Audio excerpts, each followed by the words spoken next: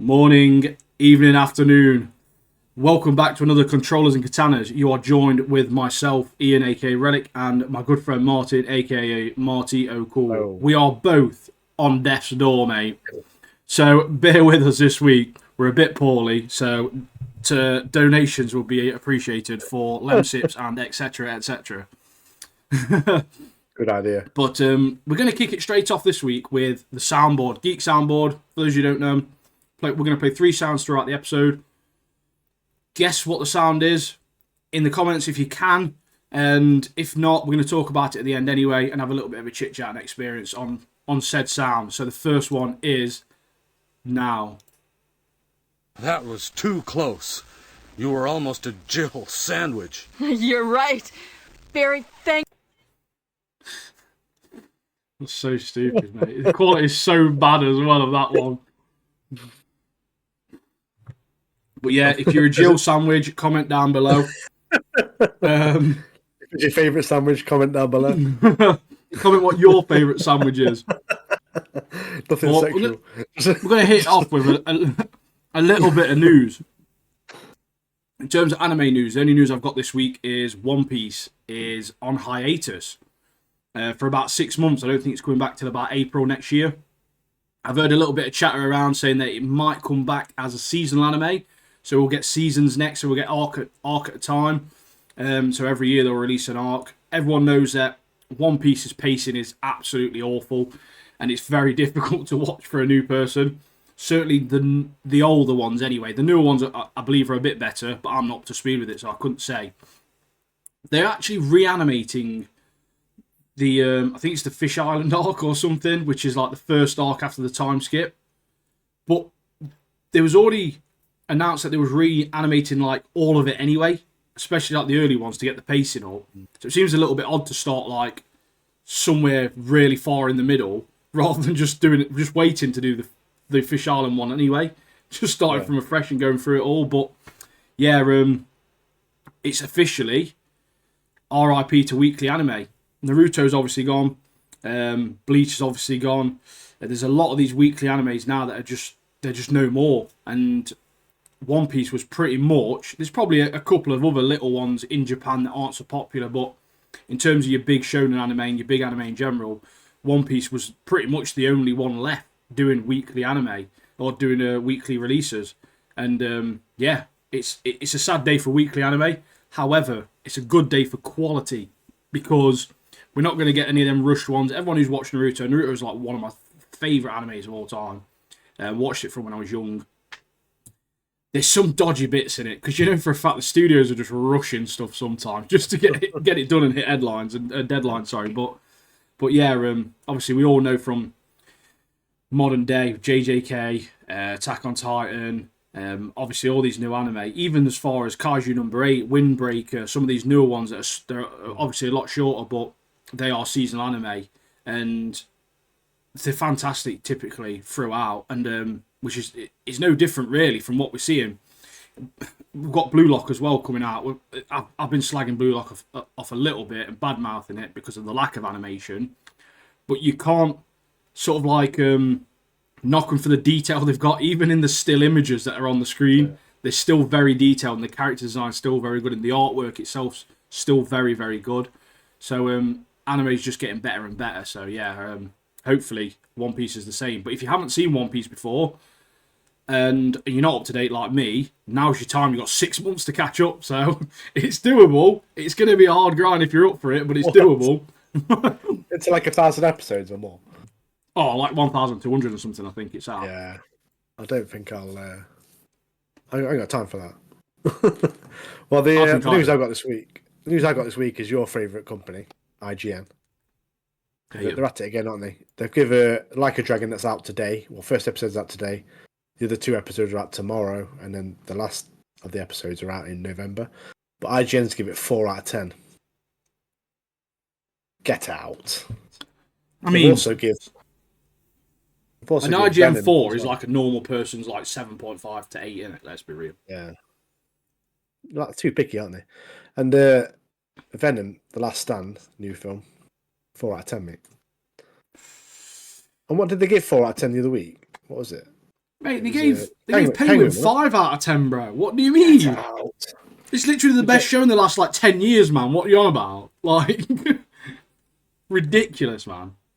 Ridiculous. I think whatever their rating is, you've got to times that by like 1.9, and then that gets you your real rating.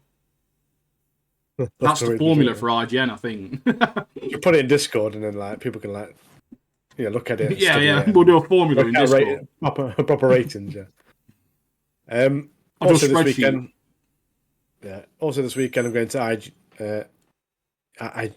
EGX and MCM Comic Con in London. So if you're there, come and say hello. If not, enjoy. There's going to be loads of celebrities there, loads of actors, loads of games, and my favourite, loads of merchandise. So yeah, boy. What I love about Comic Cons is that when I first ever went to one, I always thought that things would be more expensive there, because it's like an event. But I found like Pokemon cards, everything was cheaper. We've got like an Elite Trainer box of Pokemon cards, which are usually about, I don't know, £43. Cost us like 35 quid. It was like £8 cheaper. At MCM was like, what? This is mad. I thought everyone was going to be like super expensive. And there is expensive stuff there, but you typically get some really good deals, obviously, on your merchandise. So yeah, it's worth going just for that, because it's quite cheap, to be fair, isn't it? Tickets aren't that bad, really. No, I think they're like 40 quid, I think. But I think we went to like just after COVID, and it was so bad. Like it was like the merchandise wasn't really good. It was nothing there. Like as regards games and stuff, because obviously it was kind of like COVID. The it was a bit weird, wasn't it? Weird time. Yeah. But now they've forged with MCM Comic Con and Eurogamer, so you got both teams coming together. Best of both worlds, isn't it? MCM are probably one of the better organisers of the Comic Cons in the UK. Certainly for cosplayers and things like that. You get so many fantastic cosplayers and costumes here as well. So if you want photos with people, if you've got kids especially, take your kids, man. They'll absolutely love it. They really will. And because I'm going on Saturday, I will be making shorts, and I'll be taking loads of video, loads of pictures. So we'll be putting them on YouTube, TikTok, and Discord if anyone wants them to have a look at them. Yeah, man. But yeah, I told you a funny story before we came on, didn't I? About so I read a story on Facebook and I looked into it after on Google. Basically, in Australia, there's this legend of this like pig. You might have seen it on Facebook yourself. There's a legend of this pig, and what he did one night is like, I'm gonna have some fun. So he went to some campers and he nicked their beer and drank it all for himself. Left the campers with nothing, and then he was in this like drunken state, and then he fought a cow. He battered a cow, and then he ran off and had a good night. And then I read into it. Apparently, he got murked off by a van a couple of weeks later. And here says it was the farmer of the cow who ran him over like a turf war kind of thing. It was gang warfare, mate, or a hate crime. It was one or the other, wasn't it? Do you know what I mean? Yeah. You touched Betsy. Yeah, let's run him over. Beef over bacon, mate. That's what that was all about, wasn't it? Yeah, but I also read in the story as well that they had like a memorial for it, because it's a legend, mate. It's a legend, and that was it really. It was just a bit of silly news that I thought I'd share. If he was in the UK, mate, there'd be a bank holiday. Trust me. I'll be celebrating it. Bacon Day or something like that. Bacon cobs all around, mate. In honour Big of Man Memorial Day, mate. That's all the news I got today. Let's kick it off with some anime. And I'm going to kick it off, I'd say in a negative light, with Blue Lock. Yeah. This episode was better than the last episode, I thought. So, as of last episode ended, Isagi was like, the puzzle piece was falling on it, basically. And you kick it off, you think, right, Isagi's going to learn some new shit here. He's going to pop off this episode. Genuinely going to pop off. And to be fair, he does at the end. However, the other guys are sort of like helping and reading Isagi to help him pop off. And obviously, he's getting a little bit of fluidity. He's getting a bit of a groove by him. So he's doing bits, to be fair. And he's going to pass to Shido for obviously the 1-2. And Shido scores instead. So the problem with this goal, mate, is that you see the ball slowly curling in, and it just cuts back to him. You don't even see the ball go in the net. Like, what? Like, did he score? I don't even know, man. Like, you just look at his reaction. The ball, you don't even see the ball go in the net. It's the name of the shot, and it's a super spinning banana shot. I was like, what? What kind of name's that? Slippery banana boy, mate. That's a super monkey ball or something. At this point, right, I had to do some research and Googling just to see if it was actually animated by the same studio, and it is. It's the same people that animated season 1. And it's not like in my one of my thoughts was I sort of like I'd like some rose tinted love goggles on for season 1. Was season 1 actually bad? And I went back and looked at some clips from season 1 because we didn't watch it that long ago. Mate, season 1's sick. Like, it's so good, mate. Yeah. Like, the fluidity and everything is just, it was really good. Like the way that they were scoring as well, the way that they animated the shots and the goals was fantastic. So I don't know what's been happening. It's literally like I'm browsing Blue Lock on Wallpaper Engine, and there's just like an animated ball next to a foot. Like there's parts where it just breaks down the play, and they're like figures, and I do like those sort of parts where there's obviously like an overview of the field. But do you remember that Sabutio? Did you ever have that when you was a kid or anything, or did you ever play it? That's what it looked like. Mate, sure. It was like Sabutio, all the characters like Sabutio piece, you know, used to flick them around the ball. Yeah. I actually loved it, man. I was like, I rate that, that's sick. Sabutio was banging back in the day.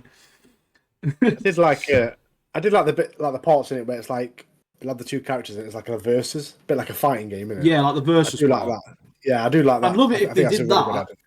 And then obviously they did all the animation after, but there wasn't really anything there. Yeah. Isigi gets like a big chance in this one, absolutely scuffs it big time, doesn't he? Misses the ball completely.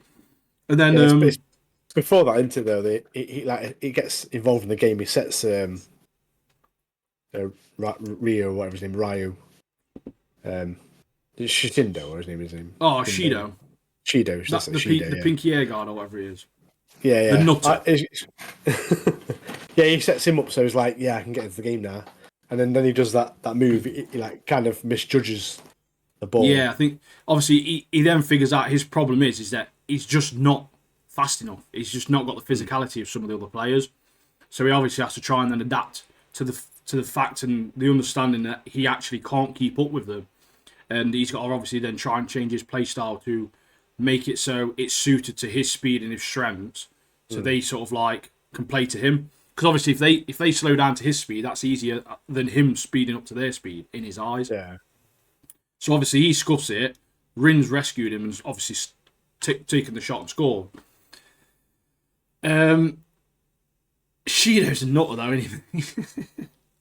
He's mad, mate. He's a beast. He is, isn't he? He's literally everywhere, I do like him, bro. He's sick, isn't he? I like him. I don't like his eyelashes, but I'd like it. It's got like an eyebrow, and there's an eyebrow. It's like, what are you doing, man? Leave him at least, or something. Got the double brow, mate. That's infamous, that is, to the Japanese. No double brow. But yeah, he's a sick character.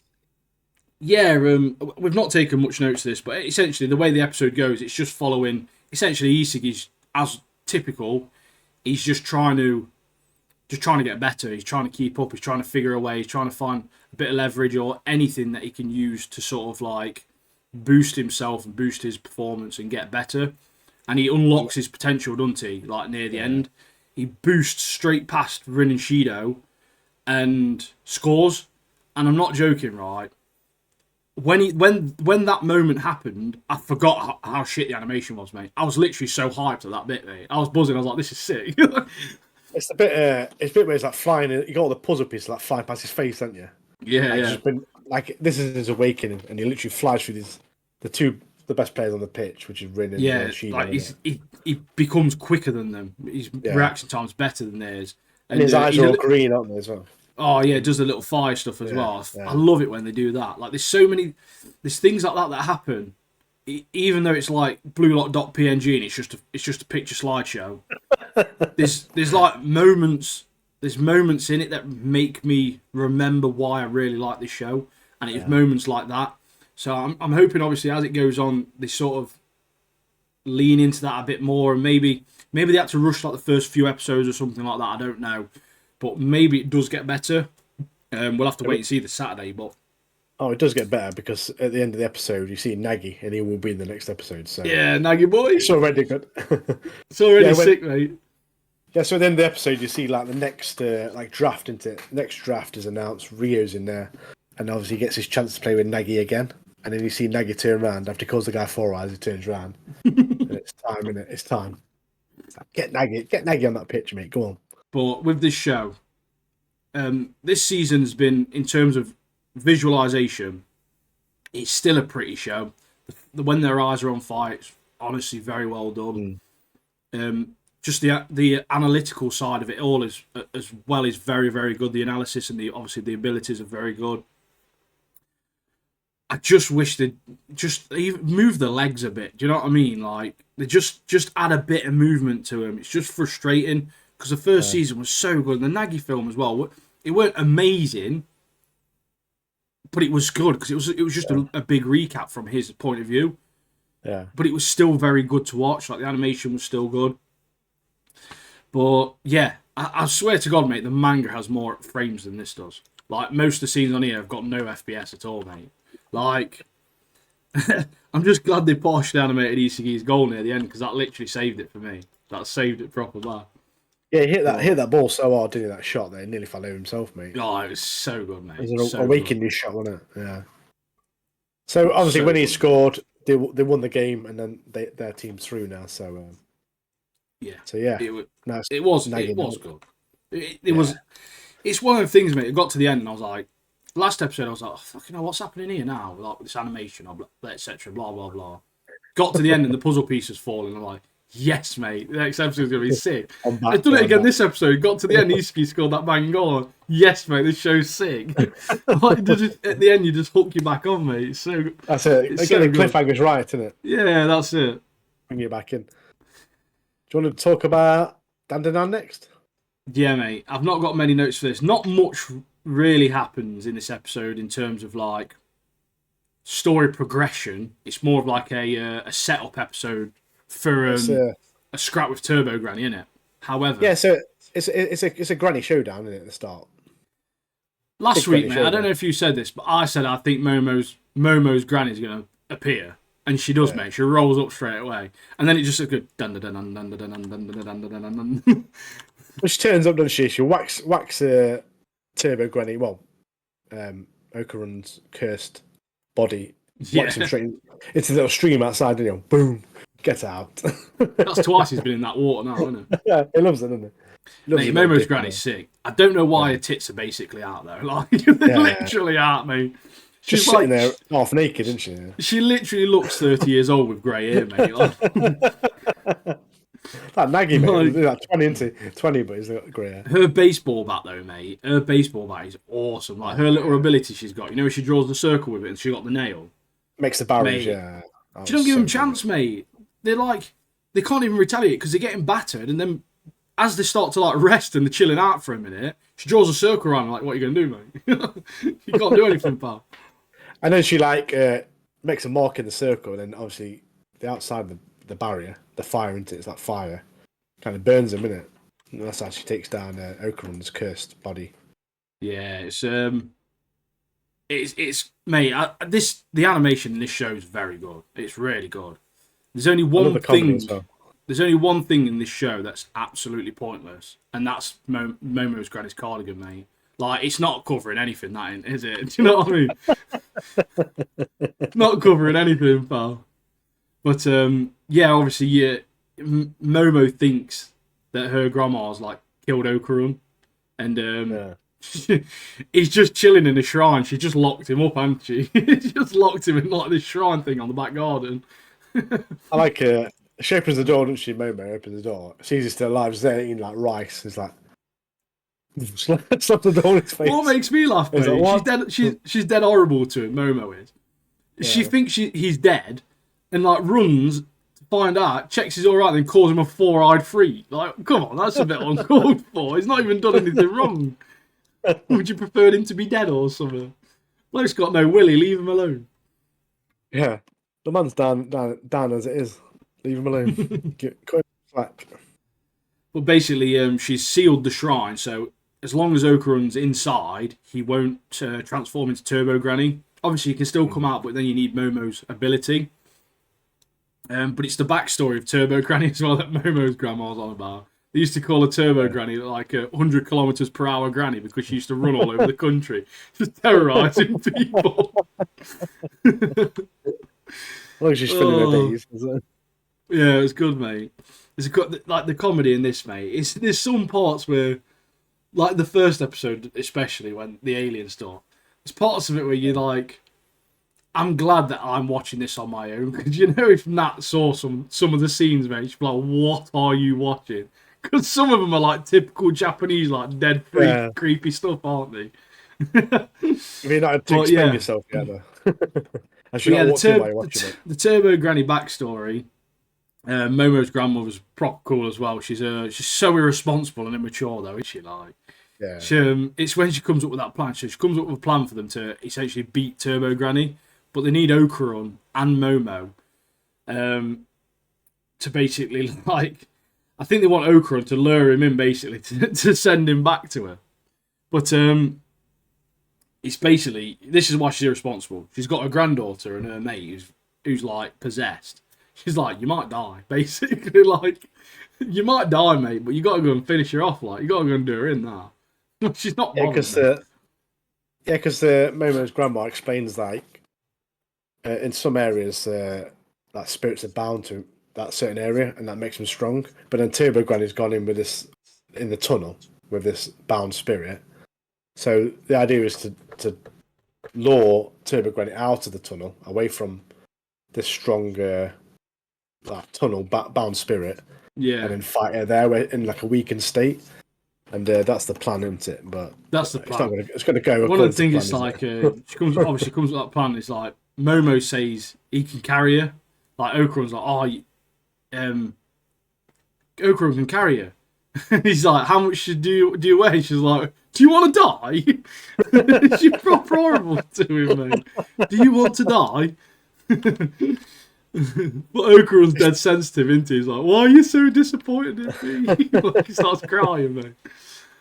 But yeah, there was a really cool bit as well in this, I thought. Obviously, she gets her ability. You don't really understand it. But then you get this like really cool representation, don't you, of what her powers are. And obviously she's explaining to her grand whilst obviously Okarun is trying not to crap his pants in the background. And she's basically saying like, it's like I can see like an aura around people and everything, like living beings and stuff like that. And if she concentrates enough, she can grab them. And that's obviously how he's keeping it at bay. She's essentially like using her mind to like grab the aura or like the I suppose the spirit inside of him. Yeah. So it was nice to see that, and I get a little bit of an explanation on it. But yeah, I love Momo's grandma. She's well good. She is. Yeah, that like you said, that bat. It reminds me like a Negan there. It's or like Harley cool, Quinn, like a Harley Quinn bat, isn't it? Yeah, it's so cool. It's so cool. But it's the part as well where Okarun's like about to crap his pants, and he starts running, and like obviously Momo's running after him because she's trying to keep him. And Momo's granny thinks he's just having a race, and she just starts racing him to the toilet. Starts running with him like, what are you doing? Yeah, it's like Momo's like, it's rude to have a crap in someone else's house. Trying to stop him from like running to the house. Wanting to go to the toilet. Momo's got to stand there staring at him while he's taking a crap. Yeah. But you learn a bit about Turbo Granny as well, because how powerful she is. Because she like comes through, doesn't she? She's basically saying, I've got the ability to kill someone just by looking at them, and she's like knocked out Momo's granny and stuff, haven't they? She's got like a nosebleed. They've like proper gone into like a veg state like that on the floor, haven't they? Yeah, it's kind of like froze time, isn't she? Like kind of like. And essentially, she's basically saying, it's all thanks to this brat sort of thing. Like, it's Okarun's the reason why she can do it. And it's when they're wearing them, like, traditional Japanese outfits as well. As they're, like, got demon-proof outfits on or something, aren't they? And they just stroll off there ready to batter Turbo Granny in these, like, traditional, like, Japanese like, outfits. Yeah, it's funny because, like, they ride off on, like, a bike, and then they're forced to go on a train, aren't they? And like Okarun's like, no, like really embarrassing. He's like, I don't want to be on the train. What we're doing? We had a bike. Why don't we use that? And I thought it was funny. It's that dead embarrassed person. Yeah, it's a bit of a slower episode, but it was obviously a build-up episode. I'm assuming the next episode or even the episode after that, there's going to be some good fighting. Hopefully, we'll see a little bit more of the abilities and see a little bit more of Okarun's form as well that he had. That'd be pretty cool. But yeah, Momo's grandma's sick, mate. She's well Good funny. character in it. Yeah, I think obviously this episode as well. I'm glad they gave an explanation to Momo's powers because I'd have been spun out if not. I don't really understand like how she can do it or what she's seeing. But obviously, just that little bit of an understanding sort of helps you visualize what she is doing, sort of thing. So it does help. I think they did well to explain it as well. I thought Yeah, it was like really well like presented and described as to what her powers are and how she uses them and how she can use them. And obviously, she's going to strengthen her abilities to fight Turbo Granny, so we'll see some more on the next episode. yeah. Hopefully, hopefully it's going to be a good few episodes. Hopefully, Okarun gets his penis back at some point as well. Bless him. Well, shots his pecker, don't he? Bless him. Right, I'm going to go into another sound. Oh, mate, which one should I go for? This one. Don't come this way! No! Don't come this way! We gotta cheesy some of them all, man. We gotta make that short, mate. We gotta make it short. Because it's so cheesy. What do you want to discuss next? We go Death by Fire, mate. anime. Death by Fire, innit? Now, this out of all the anime we're watching at the moment, this show is my favourite. Fire Force. Obviously, Blue Lock's good. Blue Lock's good. Dandadan's good, but Fire Force is it's next level. It's honestly, mate, it's so sick. The way every single animation, episode, mate, the way they animate the fire in this is just honestly chef's kiss, mate. I love it so much. It's still your typical anime. It's got a few little dodgy creepy bits in it, and it like proper freaky deaky moments that probably don't necessarily need to be there, but every episode as well, it starts by death by fire. Such a dramatic start, mate, every single time, isn't it? So we start this episode 5, off with we find out that Dominatrix Hibana, captain of the 5th Company, she rose the ranks to captain from a nobody by using her scientific research on infernals and selling her findings to the highest bidder, and obviously use it to like, oh, make me a captain kind of thing, and she rose up.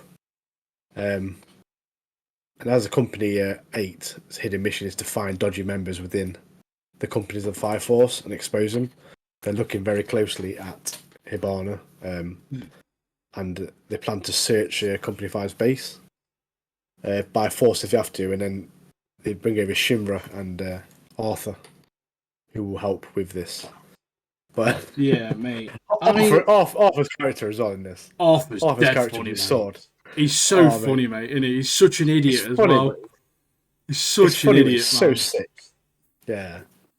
The first thing I put down is Shinra did run into her, but realistically, why is Sister Iris praying in near see-through clothes with her boobs basically out anyway? Like, you know what I mean? Like, you're not exactly in private. Like, you're in a public space. Obviously, someone's going to see you.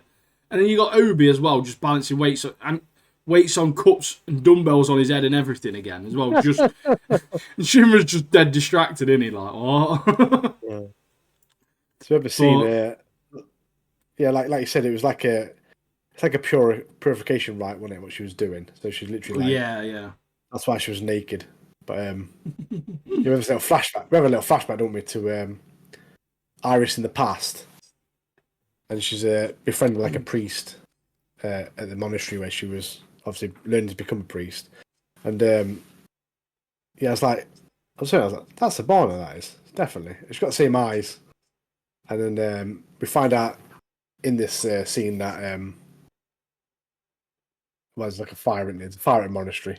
Yeah, big fire. Obviously, more will get announced later, but yeah, there's a big, and she's disturbed by this. And Shinra says, "Well, I'm a hero. Look, I can help you out. What do you need?" And she's like, kind of fobs him off, kind of like, "Oh no, Yeah, I'm all right." But it's a bit after with Abana torturing Miyamoto, the Inferno. Oh. It's like standing on him there with the two sticks. Ah! Even like them triplet girls, even they're like freaked out by her, aren't they? They're like, oh my god, what is happening? One part at the start that did make me laugh actually is, you know, when he's like briefing them and Arthur's like not listening, no one's listening, Arthur's just trying to kill birds, calling them griffins. Yeah. And Mackie's calling him an idiot. And Lieutenant just pulls a gun out on him, doesn't he? He's the lieutenant. It's Hinowa, isn't it? He's sick, isn't he, mate? Yeah. Later on, he gets. You get to figure out what his ability is as well. So essentially, he can control, so that he can control the fire that's used to ignite the bullet. So he can slow the bullets down and like curve them and everything. Oh, mate! Later on in the episode, so sick. Yeah. Yeah, so he'll do like a shot, like a homing shot, and he'll hit the floor, and obviously the spark from that, and then he can direct it somewhere else, can't he? Oh, it's so sick. We'll talk about it later, but yeah, it's so cool. Yeah. Well, Iris has obviously gone to see Hibana because obviously she knows her, or Hibana, however you pronounce it. She's basically annoyed. She's frustrated. She's confronted her, obviously, about her work being unethical. Hibana's just burnt most of Iris's clothes off. For some reason. It's a pre-staff, isn't it? It's a pre-staff. Yeah. She don't want to get naked, just burns out. Just burnt her clothes off, like, yes, man. But it's when Hibana refers to herself as a devil as well, like Shinra. Yeah. And obviously, like, you got these people, and they all seem to be like those third generation, like, fire soldier type people as well. So it makes me wonder if there's like a link between them all or something. I don't know, because she is powerful. She is, isn't she? But Shimmer, when he rolls up in that full superhero landing, mate, he's like chilling outside. He's like, yeah, I'm what? Oh no! One of the bits that made me laugh is Arthur. He's cut that hole in the wall with the sword. And it's literally the exact shape of the van and him standing on top with his hair and everything. Like it's the exact perfect shape, and he goes through it like that with his like little hair on top. It's proper funny. Yeah, so Abana wants to use Iris to like lure in Company 8 to destroy him, but obviously there's a big explosion and they're already there. They're already on the way. Shinra's there, and I just love the bit where they're like, so Hinowa, the lieutenant, and Mackie are like, oh yeah, you two go ahead and find these documents that we're looking for, and we're going to hold them back here. And it's the bit where Shinra and Arthur are running through, and Arthur's just like smacking him with a sword and stuff. Obviously, non-lethal attacks, and then Shinra's just like dodging them all. But then Hinowa, mate, with his guns. He's just there, like, popping everything. He's just pinging Uzi headshots, mate, and he left, right, and centre. Again, one of his abilities is he can control the spark in the bullet, can't he? So when he shoots people, he does like a non-lethal bullet, in which what he did on. Yeah, he can slow it down basically, so it turns into like a stronger than a BB gun. It knocks them out basically, doesn't it? Yeah, it gives him a good item, but it's. But yeah, he got a sniper rifle out as well, in fact, headshotting people. I was like, this guy's sick. He's so cool, mate. So cool. With his little pistols, yeah. Mate, do you know what made me laugh in this episode? You know that old man with a cone head? You know, like the old school Dan Aykroyd movie, Coneheads, mate? That's what proper reminded me of. Yeah, so there's a couple of fights coming up in the Arthur comes against Conehead, like you say, and Conehead's he's got Minamoto, the Infernal, under his control, but he's been giving him drugs, this Infernal, so he can makes him stronger, doesn't it? He's basically roided up an Infernal, hasn't he? Yeah. So, the Infernal Manslayer, or whatever it's called. And he seems to have some sort of control on it or something. Maybe the drug helps him control it, or I don't know, but I don't think it told you about it, did it? No. And you don't find out either, do you? No. I wonder if we will. I wonder if we will, though, because obviously they've gone there for paperwork on the experiments, haven't they? But they introduced that Toru Kishiri, I think his name was, the bubblegum guy. Yeah. He like fills bubblegum up with like a gas that explodes when it's met with oxygen. And he just makes loads of like bubblegum bubbles and floats them at people and pops them point blank. And their explosions are massive as well. Like this, I thought to myself, like, his ability's pretty cool, to be fair. But Yeah. Lieutenant's just flying around corners, just pinging him, mate. He's like, bloke thinks he's doing loads of damage and he's just got bullets flying around corner at him and he's done him in straight away, basically. But yeah, he takes him out, doesn't he? Like, they had him at a container, and he like kind of shoots at the container, doesn't he? Hinowa shoots at the container, and the bullets hit the floor next to him. He's like, "Oh, you missed," kind of thing, and he's like, "No," and then he directs the bullets up to him, and he literally pecks him like loads of times, doesn't he? Literally ruins him. Yeah, so sick, man, so sick. But them Charlie's Angels triplet salutes have turned up, haven't they? They think they're going to do some damage, but they get filled in. Hibana sort of admits to knowing the truth behind human combustion, but obviously she wants to keep it for herself, so it's like she don't want to tell anyone, but she essentially knows the truth. Or so she says anyway. You don't know if she's just saying she does. But with that Conehead man controlling that other guy, you kind of feel like it's probably truthful. And Arthur's just being completely taunted and getting battered. So he's like... He's getting battered, he can't get any hits in, and he's like, "Oh, I'm holding my sword in the wrong hand." And then he sorts his hand. He's like, "Oh yeah, that feels better," and then just batters him straight away, doesn't he?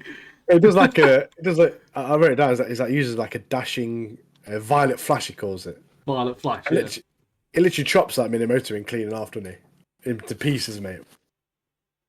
Yeah, I was done sick, for, mate. Done for. I do like Arthur. I do as well. It's funny as well, mate. Mm.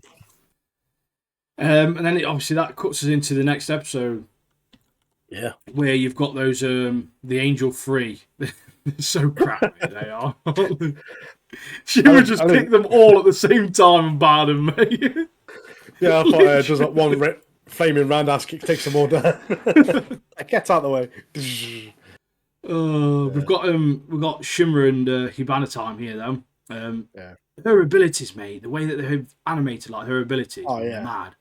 She's just like she can. One of the ones is there's no animation at all. She basically just internally overheats people, and it makes them like it gives them like a flu, I guess. Like they just get a high temperature and they're like veg out. They can't do anything. Yeah, like the body's just gone. But it's the floral ability she's got, where she makes like the flowers and the fire. And she made that tree thing, didn't she? Yeah, it's so cool. Yeah. That was so sick. That was, mate. That was so sick. She can just shoot them at people and that. You know, it reminded me of like a boss on like Demon Souls or Dark Souls, like which summons that like big tree, the Sakura tree, and then all the leaves are dropping down, and it's like every leaf that hits, it's like burns you. Oh mate, that was good, and the whole room was filled with these leaves when it coming down. So cool, mate. Shimmer's a G though, isn't he? Yeah, he's a G, mate. He's sick, he is. But we get a little bit of backstory here of Iris and Hibana as well. And that was very good to see, to be fair. And obviously, she's like... you get to see how she grew through the ranks, obviously exploiting the different incidents and stuff a bit more, don't you? In terms of, like... obviously, she seemed like quite a caring person, a young person. But obviously, what happened in the monastery is essentially... Infernals killed everybody, bar her and Iris. That was it. So she just became bitter after that. She was like, well, obviously... God's not real. There's no point doing this religion. Like, I don't care. Blah blah. And she's obviously just gone from there, hasn't she?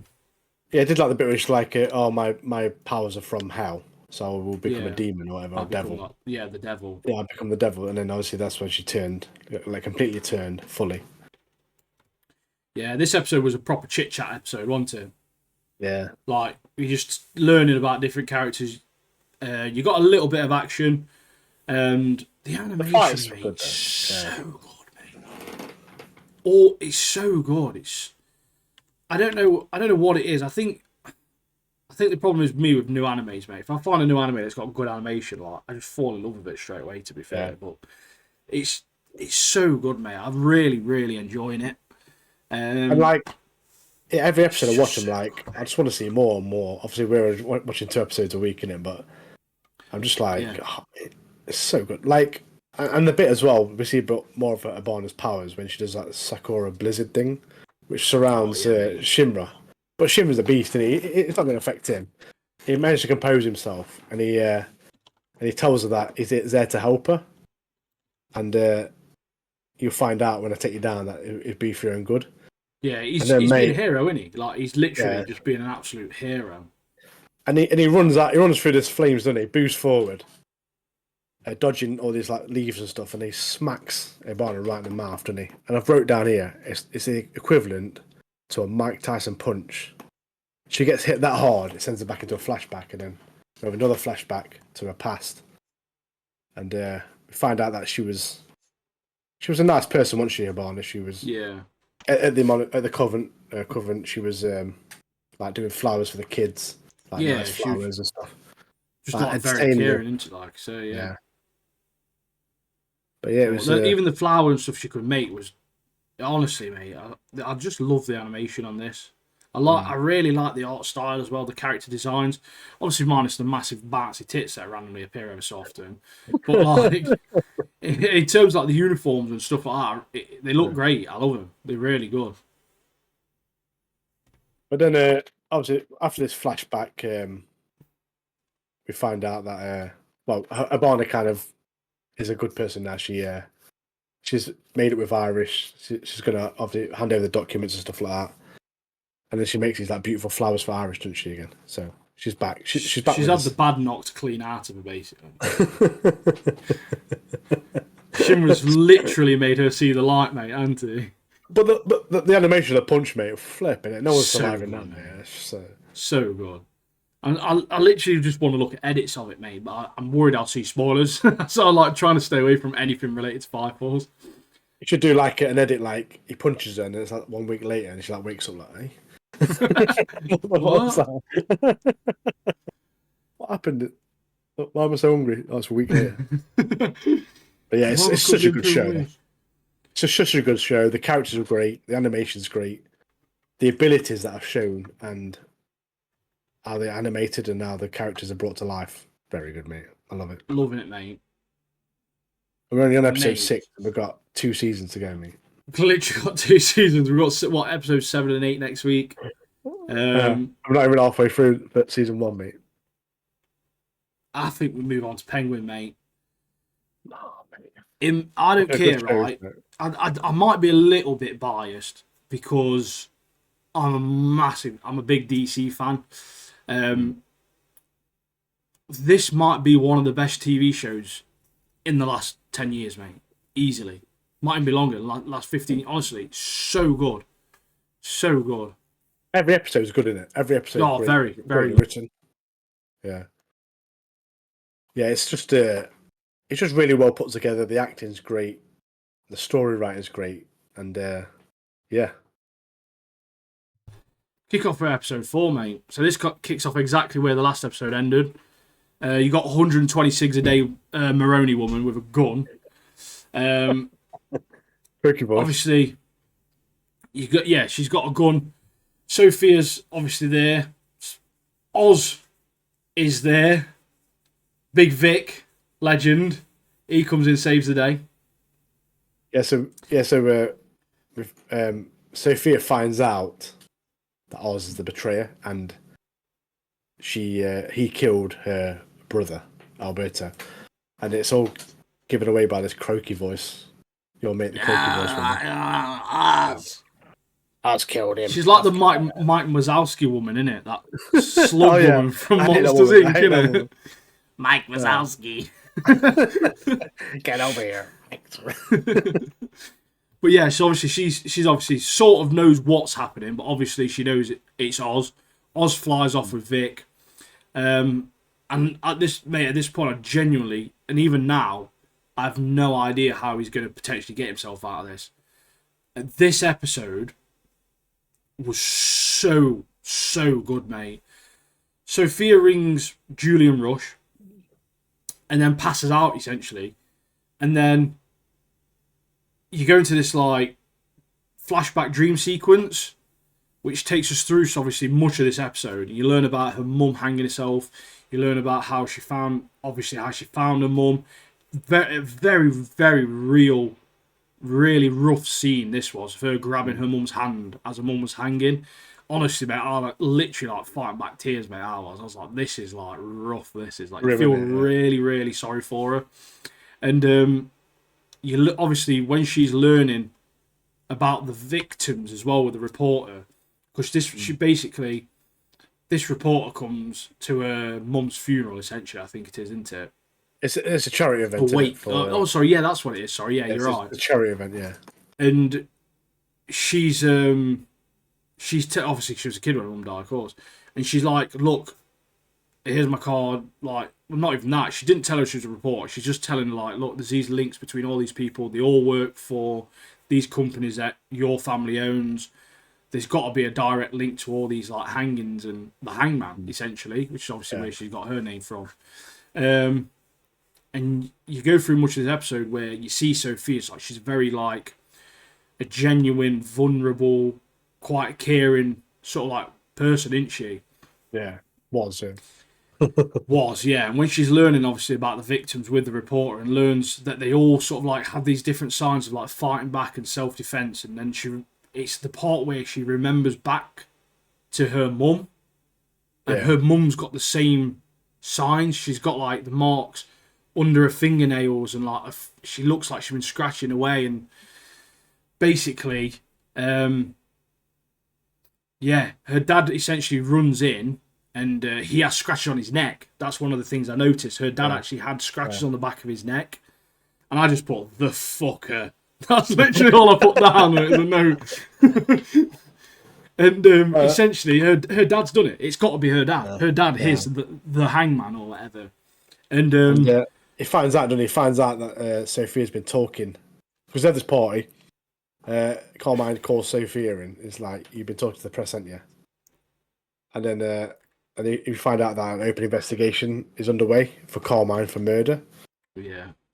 And then Sophia's like, well, "What about the scratches that night on your hand, the night of my mother died or whatever?"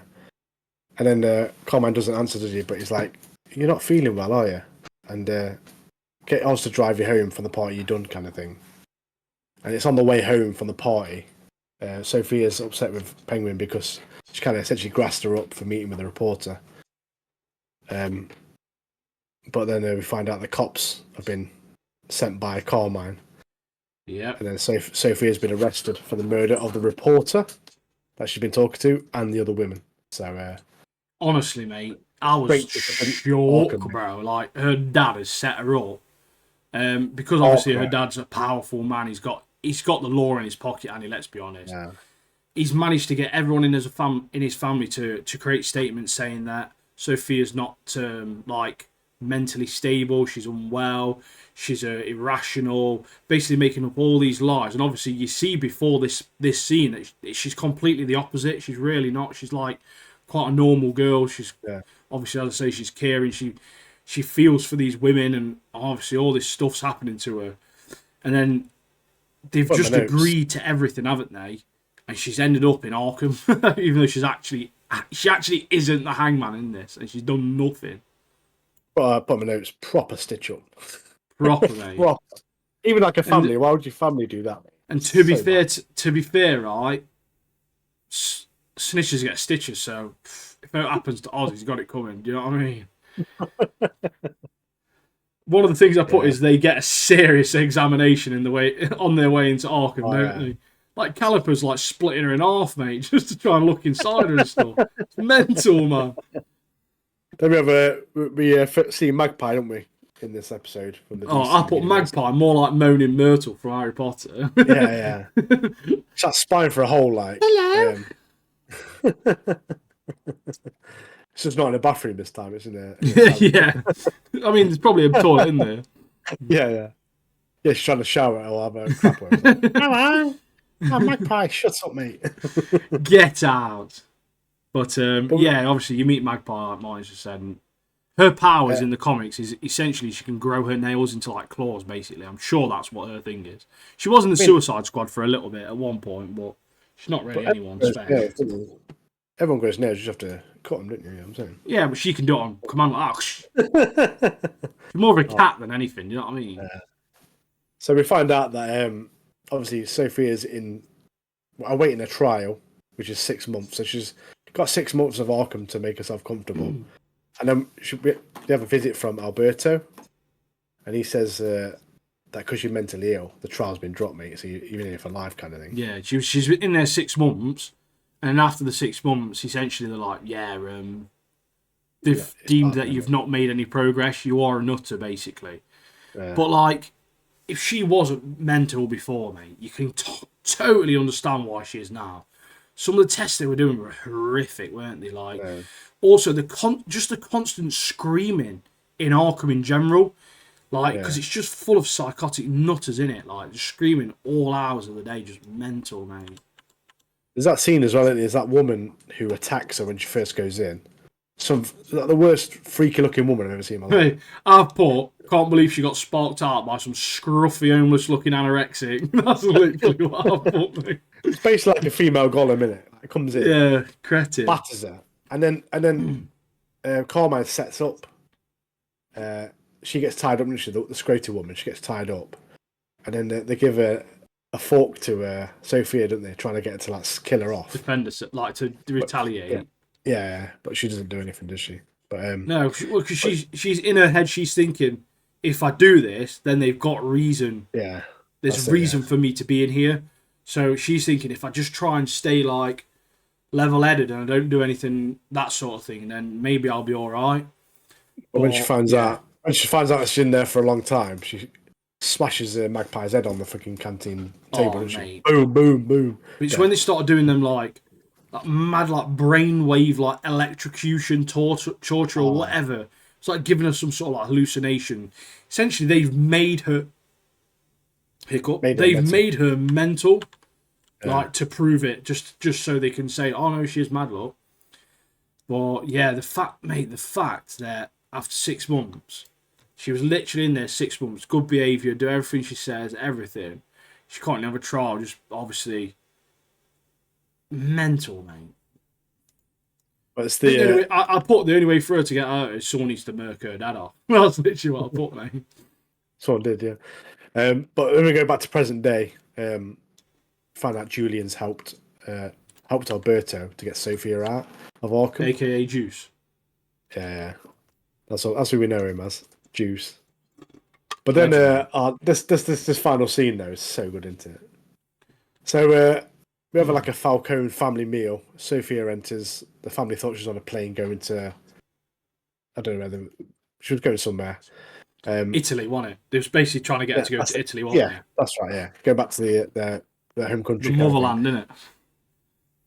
But then she has this big glass of wine, doesn't she? Fills it to the top, as you do. Fills it to the top, and then she starts asking questions like, "Why did you write letters saying I'm mentally ill, and that no one helped her?" And she says she's starting a new life, and she kind of walks out, and then she takes out her. It's like a cousin's daughter. It's her cousin's. It's basically like her niece in it, really. In a sense, like it's not, but it basically is. So she takes her out to the greenhouse, isn't it? Greenhouse, that's it. Yeah. Yeah, she takes her out to the greenhouse. She's like, "Oh, me and Alberto used to play here when we were younger, like chatting to her and stuff." Yeah, we used to sleep. We used to sleep in here every night. We get sleeping bags and stuff, because we would pretend we're in the jungle, that sort of thing, wasn't it? And then obviously the little girl falls asleep, nice and comfortable stuff. And then Sophia goes back into the house in the morning. Wakes up first thing in the morning, goes back into the house. Fucking murks them all off her gas, doesn't she? With a gas Everyone. mask. She's gassed every single person bar one. So, yeah, and the only person who's left is Johnny Viti. Big Johnny V, mate. She's got a plan with him, hasn't she? And then the episode ends with her. Johnny Viti's in bed, like, just woke up, like, what's going on? She's got a gun in her hand, like, let's go. Let's go. Yeah. Mate, I like... After this episode, mate, like, it still shows you there's parts of her that are like aren't mental. Like she is still quite caring, because obviously I know it sounds daft saying that she's murked about 8 people off, but like that's about 80 people. Mate, it was warranted in my opinion, mate. That was like proper warranted, because they've done that to her. Like they've created all of that. Yeah, they're all criminals anyway. Like none of them are like good people. And she almost was trying to. She was obviously into charities about mental health and trying to help suicide prevention, and she was trying to do a lot. And even as far as to take the little girl out and to comfort her and get her to sleep before she did it. And it sounds bad trying to like understand it, I guess, in a sense, innit? Yeah. And excuse it is the word I'm thinking for. But Yeah. they're all dickheads, man. Like, they're literally all of them are. Yeah, I mean, it was warranted from her standpoint because, like, they did all that, and then when she comes back, they're trying to get rid of her. Like, go to Italy and have a new life, kind of thing. Get out, like, trying to get rid of her all the time. And then she realised that she doesn't fit into the family, so then she just murks them all off. Like, Yeah. get out. If I don't fit into your family, then none of you are going to be alive. I'll make a new family. I didn't see that coming though. I didn't see that coming at all. Like, No, to gas the mate. whole family and kill all of them, mate. And you literally it goes through all the rooms, doesn't it? And you see everyone. She starts walking through, doesn't she? Like, just checking them all. Yeah, Luca, his wife are dead. Everyone's dead. You're dead. Except Vita. You're dead. Kicks one of them. You're dead, are you? The next episode 5. 5, that's it, yeah. This episode, I don't know what the ratings are on in this episode, but this is an easy 9.7, 9.8 out of 10 episode. Honestly, mate, this episode was so good. It is good. Unbelievable, mate. It's one of the best episodes of TV I've ever seen, mate. Like, honestly. We had RIP at the start, didn't we? Oh, RIP Purple Maserati, mate. RIP Johnny Gat, mate. Gone, mate. Burnt and destroyed, yeah, it? So this one picks up from Penguin and Vic. They're torching the Purple Maserati. That's literally the first part of points. RIP. So it does feel bad to see that bad boy go. But Vic's basically saying to Oz, look, I'm all in, mate. Oz was buzzing about it, obviously, because he loves Vic, to be fair. This first scene that you get where it's the Maroney guy in the tattooist. Taj. And he's got his headphones on. And it's just focused on him, like, and the background's a bit blurry, and they just storm in, mate, shooting everyone. Like, they're just coming, like, proper, just going through people, mate. That scene was so good. Yeah, so what happens is the Maronis have stole Bliss. And obviously, Penguin's got his boys, and they're like, we need to do something. And then on TikTok, Taj is like, kind of bragging, isn't he? Bragging, live. I'm getting a new tattoo or whatever on my back or whatever. I'm getting a new tattoo at so-and-so tattoo shop, blah, blah, blah. Basically gives his location on TikTok. Yeah, links the location, doesn't he, basically? Like, check this out. But then, that's why, when I go, we want to kidnap this guy. And that's when, it was a good scene, wasn't it? Like, very good. The camera angle as well. When you see the door, and Penguin comes in, it's like blasting.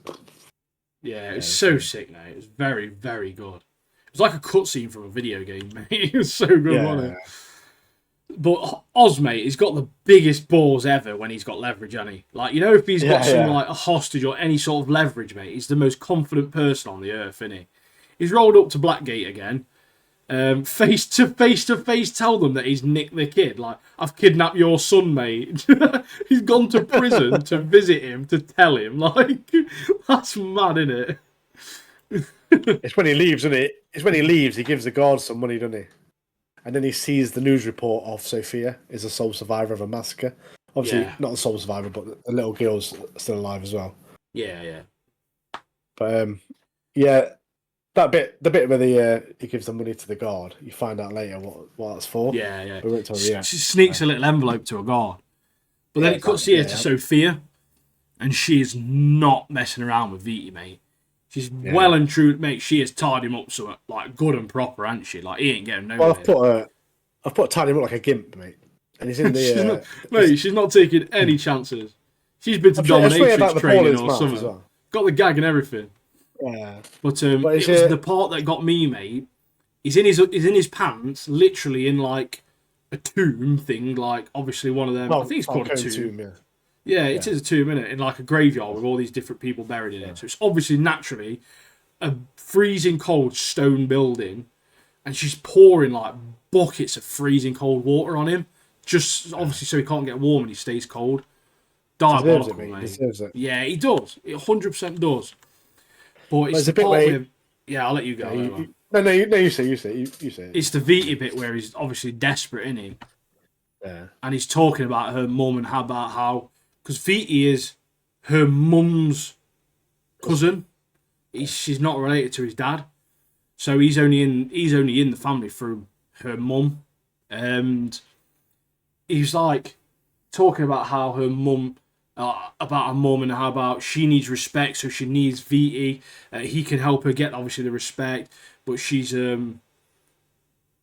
wants to try and find her dad's untraced money. Essentially, that's literally the long and short of it. She's obviously talking about how like, oh, I was going to do something, blah blah blah. He's full of shit, mate. He's literally full of shit. He's just chatting utter bollocks. Yeah, it's a bit where it's like, yeah, I introduced your mum to Carmine. It's my fault.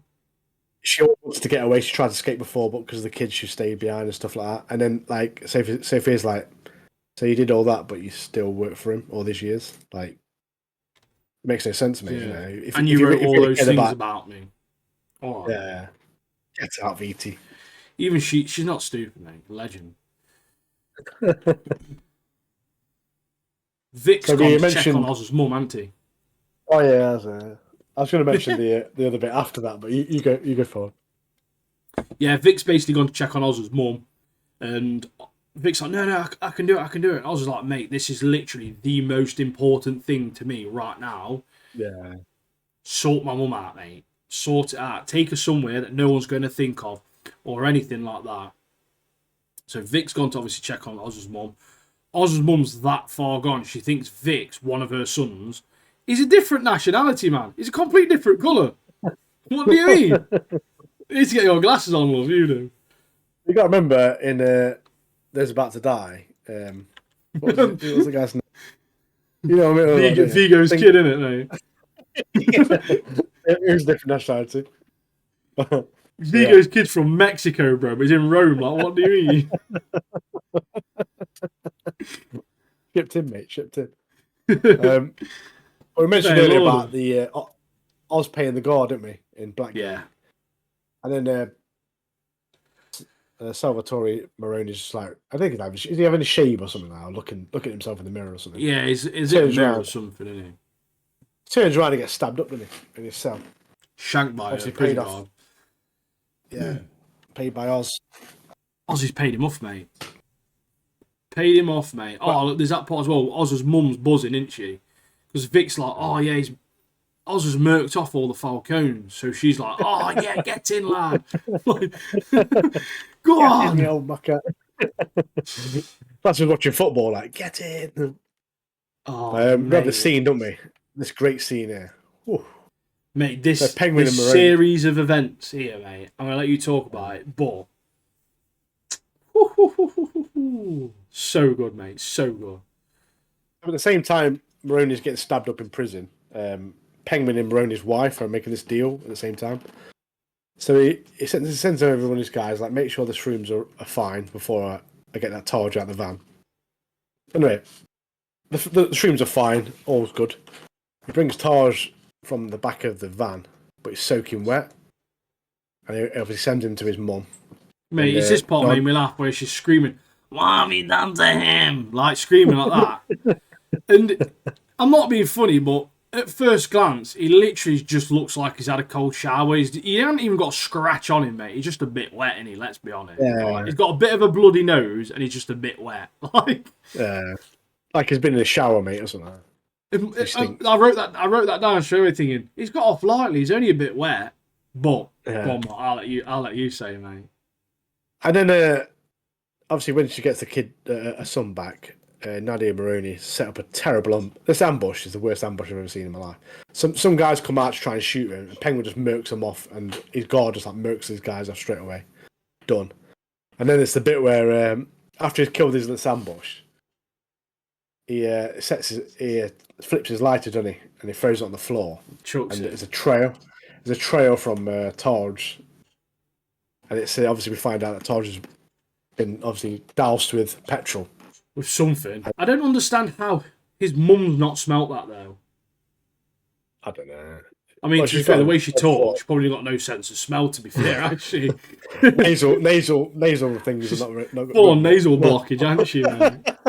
But, mate, when Oz set them both on fire, mate, I was like this. Like, my mouth was wide open. I was like, what? It was so graphic as well. Earth? And it was grim, mate. And he just murked them both off. But then, obviously, because the fire's gone off, the extinguishers go off, don't they? And obviously, they're trying to get these shrooms straight out.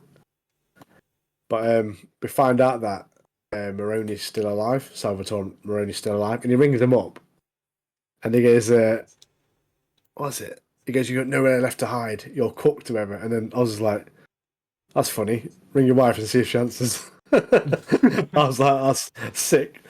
Such a good line, sick, mate. Such a good line. Yeah. But obviously, all the shrooms are dead by like 2 buckets.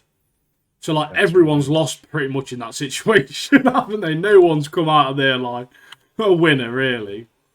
Yeah. But I think this moment as well, you get this part where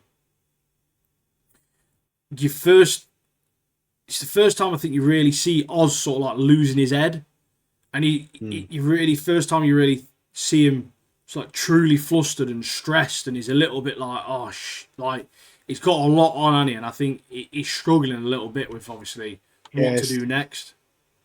He's not got a plan, has he? He's literally like struggling, he's panicking kind of. And he goes to see Eve, doesn't he? And Eve like says, "Nah, I don't want nothing to do with you, mate," kind of thing. Yeah, you're gonna get me killed, pal. Yeah. I mean, fair play to her. She's like, you know, Yeah, just gets used all the time, man. she's been smart, isn't she? Well, this next scene, do you want to talk about this one? What, the juice one? The smashing up the place? the table bit, innit? What we're So basically, there's a little bit in this. So Juice is shooting his shot with Sophia, isn't he? Like he's trying to hit on her and that, basically saying, "I want to be a part of it. I want to be a part of this thing. I want to be a part of everything you're doing and what's happening." Because he's a bit of a nutter himself, realistically, and let's be fair. He looks dead odd without a mohawk, though. Mate, this was a 2-part shocker for me. This was, mate, because one, she's let Viti free, and I was like, nah, what? Why you let Viti free? This is mad. Like, what are you doing? What are you doing? And then she gives off this speech, don't she, like about how like. She's got a new outfit as well, hasn't she? She just admits to it, don't she? Like, yeah, I've murked everyone off. Like, she's coming like a proper mob boss woman, hasn't she? Yeah. She starts literally telling all the henchmen, like, yeah, I'll murk them all off. They're all crap. They're all like, basically saying to them, well, like, they're all taking the piss out of you. You're doing all this hard work and you're not getting rewarded for it. It's all going into their pockets. She pulls out this massive bag. It's honestly spot on speech as well. It's very, very well written speech. Her acting's phenomenal as well. And mate, she's got to be nominated for some awards. Colin Farrell, he needs to get nominated for some awards. And yeah, she's got this bag, and she's got loads of money in this bag, hasn't she? Something happens before the bag, though, isn't it? Something happens before the bag, mate. I was gobsmacked because I was like, why she let Viti freeze a scumbag? I understand she needed the money, but he's there like thinking he's like head of the family, got his tie and that, thinking like, oh yeah, I'm sole survivor. This is sick. Made man. In front of every person there, boom, bullet, mate, one done. Straight to his head. Yeah, because she says like, "Oh, this Moroni thing, you're not going to be that kind of fun anymore. I'm going to stop this war right now," kind of thing. And he's like, "No, calm down a bit, calm down. You know, let's not get too hasty here." Boom. I felt sorry for the guy next to him though, because he's got brain matter on him, mate. He's got him in his mouth. I was like, "Oh, mate, imagine that." The other part as well, right? So Viti's on table, like that, brain spilling out. And she's got this massive bag of money, like, yeah, I'll split it. Chucks this money on the table, saying, look, I'll sort it out. You're not going to be cannon fodder anymore. She's changed her name to, was it Gigante or something? Gigante, that's it, yeah. Well, the Gigante's now, because that was her mother's maiden name. And this bloke's like, Gigante, yeah. Picks up a load of money, like, yeah, Gigante. But it's like, he's got Vita's brain matter on all the money, because she just tipped the money on his head, mate. You know that if I was there though at that table, I'd do the old the arm shovel technique, which is like shovel it all in your bag, mate. Like, yeah, don't worry about I'd have put it all. I'd have grabbed the big bag, put it off and back in the big bag, and took the big bag with me, mate. Yeah, you got that bag, Andy. You get the old shovel arms. Yeah, mate. Oh, there's too many emotions for me within that little scene there, mate. I didn't know what to do with myself.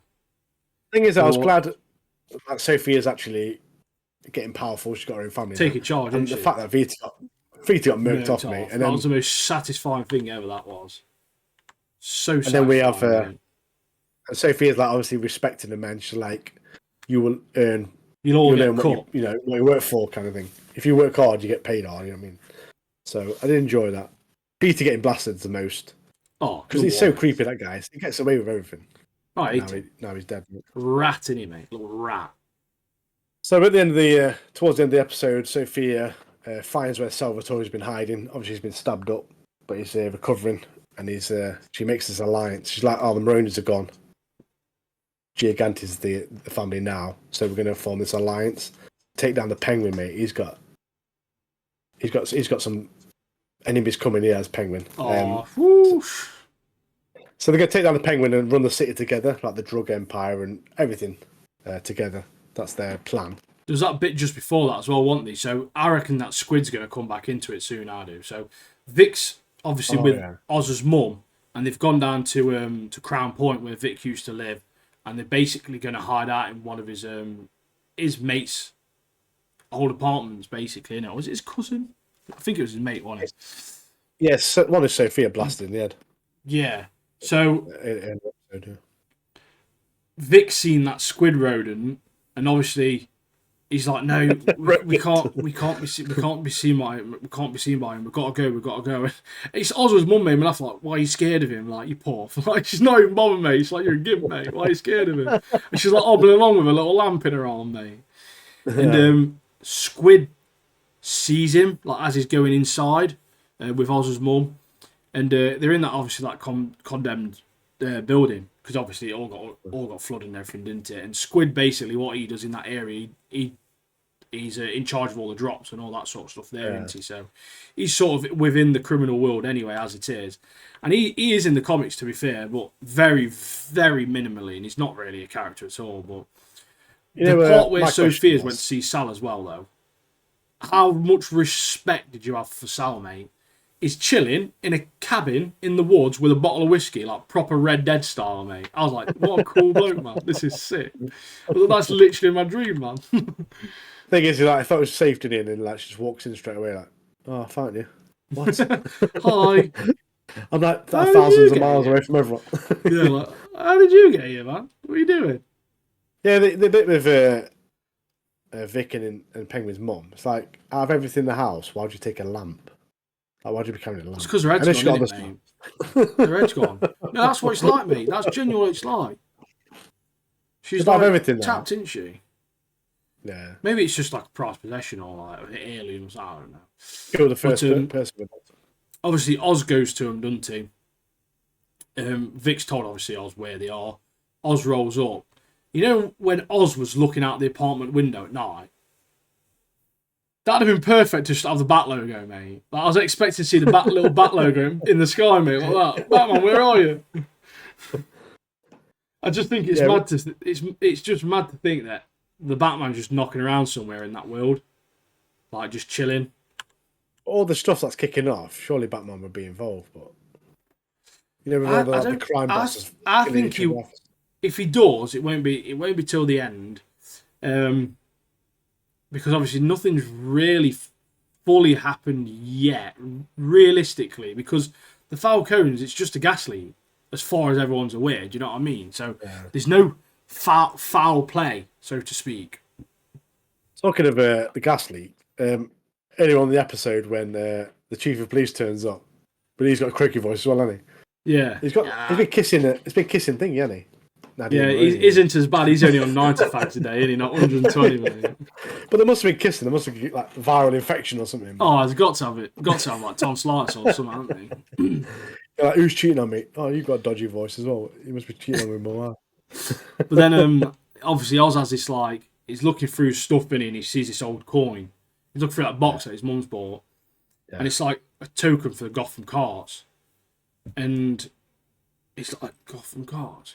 And he's like, right, Vic, we've got to go, mate. And he's like, finds this like blocked up area, breaks all this door down, goes inside, and it's like some mad like bat cave, like, you know, like in Spider-Man, where he goes underground and he finds his dad's little spot with that little finger with all like the information, the computers and stuff like that. Proper reminded me of that a little bit. Obviously, he finds this generator, and then he gets this generator going, starts this generator, and it's like this little bat cave in it, basically. It looks... The good thing the good thing about his new layer as well, like that's the underground tunnel, so it leads to all parts Everywhere. of Gotham. So if you want to do drugs, mate, that's the best place to be in it. You get access to everywhere. And it's damp. That was one of the main thing in it. Like it's damp, so it's good for growing the mushrooms. So we can try and the 2 boxes of mushrooms he's got, he's going to have to try and reproduce it basically and grow more. Well, I did look at the title of the next episode, and it's like the pinstripe hat. So I'm assuming he gets his hat next, the classic penguin hat. If he does, mate, that'd be sick. Mate. But the way I really, there's something really satisfying about the way this episode ended as well, where the generator's running and it just cuts off. The generator stops working and the lights sort of like dim and then just goes black and then the episode just ends. Like, mate, that episode. Both episodes. So good, mate. Oh, mate, yeah. But I keep seeing people online saying, oh, whoever plays Sophia, I can't remember her name in real life, but, oh, she's, it's a good job for her, she's carrying the show. Mate, what do you mean she's carrying? I mean, don't get me wrong, she's phenomenal.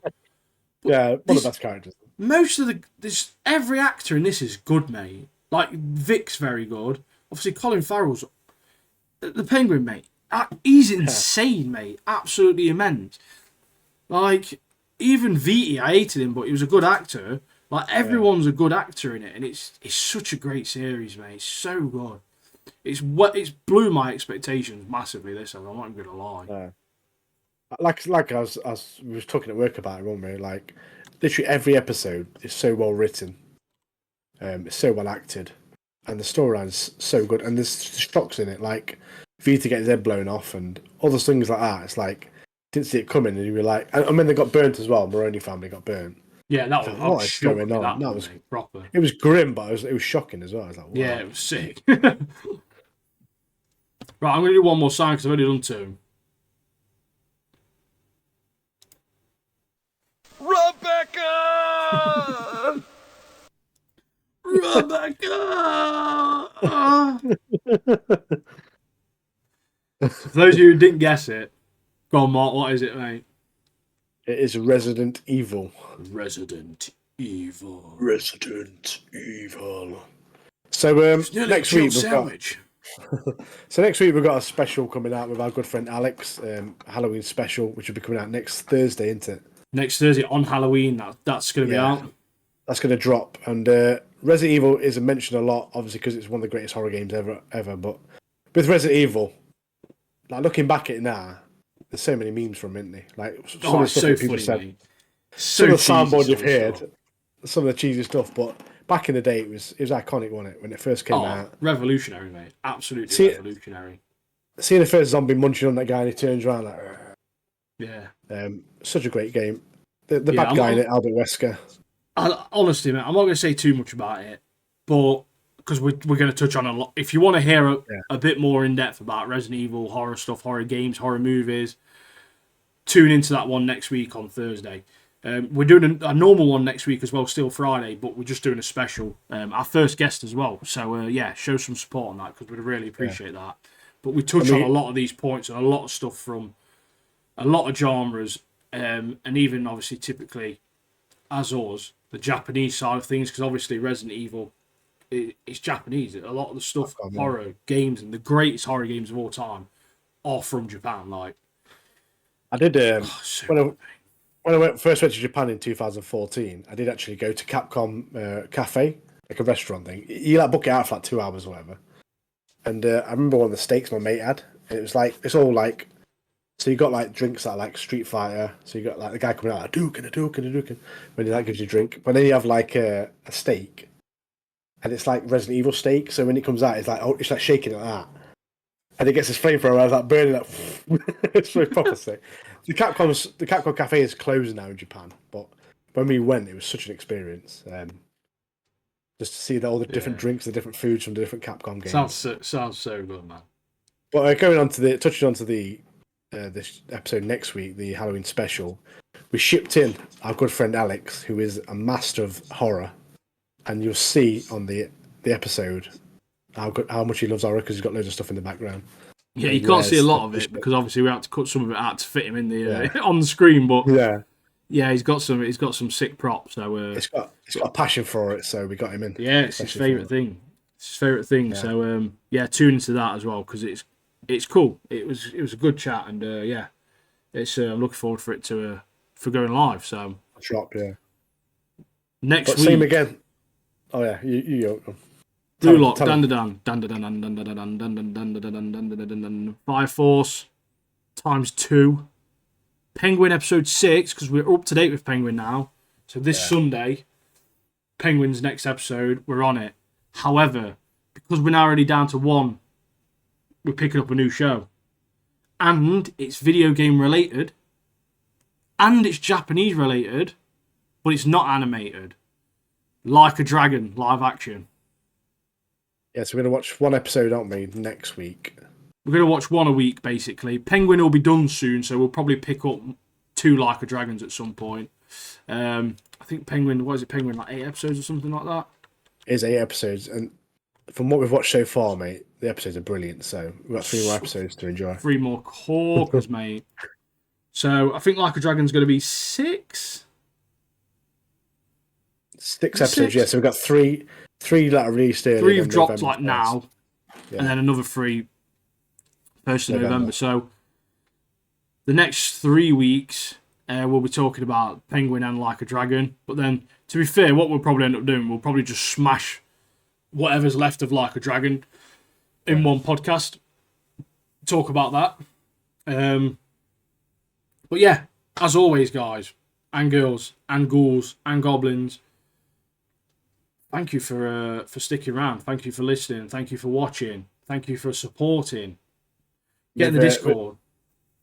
We've seen a growth, haven't we, on YouTube of late? Yeah. And we've continued to keep. We've tried to stay consistent. Obviously, the podcast only goes out once a week, but we're trying to get shorts up. We are successfully getting shorts up every single day as well at the moment. So check them out. Get on TikTok. Again, we're uploading on TikTok as well. So if TikTok's more your thing rather than YouTube Shorts, we're over there. Check out all the short content over there, short form content. Yeah, we're getting some good interaction, and yeah, we hope you enjoy it. So as I say, we appreciate you being here.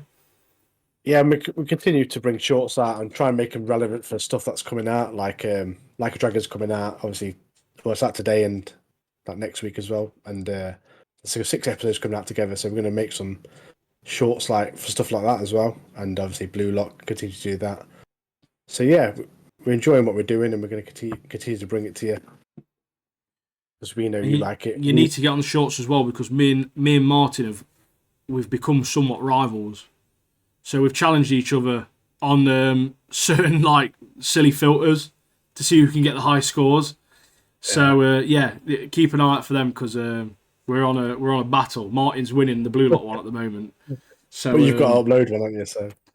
I've got to see what's happening. Yeah, I've got to get one uploaded, see if I can beat it. Well, if you guys, comment on it if you do well, what your teams were. But yeah, we're going to continue to rival each other and see who comes out on top. Yeah, the silly stuff as well. Like our pirate crew, our team for a zombie survival, like what our survival rate will be dependent on the characters we choose for like a team for a zombie apocalypse. Just fun things like that. Just a little bit of extra content, and obviously we've got the shorts from our podcast anyway going up there, so you'll see some of the funnier clips or some more informative clips, bit of news as well on there. So yeah, we're trying our best, and we're really enjoying it. This is what, number 30 now. 30 weeks straight we've done this for, so 30 weeks, mate. So yeah, it's over half a year, man. We've been doing this. I mean, I'm enjoying it every week. It feels like we've just started doing it, man. It honestly does not feel like we've done that many podcasts. And have you noticed, like, when you're watching shows now as well, like, because you're taking notes, the concentration, mate, and you're picking up little things I wasn't before. It's not even that, not watching shows I'm not taking notes for. It's like I'm looking for things. So like I'm taking more in from other shows as well. Like it's been quite good for my attention span, to be honest, doing this. So we, as I say, we appreciate you all sticking around, and we've had a bit of a growth recently, which is great to see. It's very motivational for us. It's nice to see that people are enjoying it enough to subscribe on YouTube. Still need people to get in the Discord. Alex is in the Discord, who's on next week. So have a check. As I say, we say check that horror Halloween one out. Any questions on any of that sort of stuff, ask him in the Discord. He's more than willing for all that sort of stuff as well. So yeah. That's us for this week. If you did enjoy, do all of the stuff, and we shall catch you in the next one. Yeah, take care, guys. Love you, man.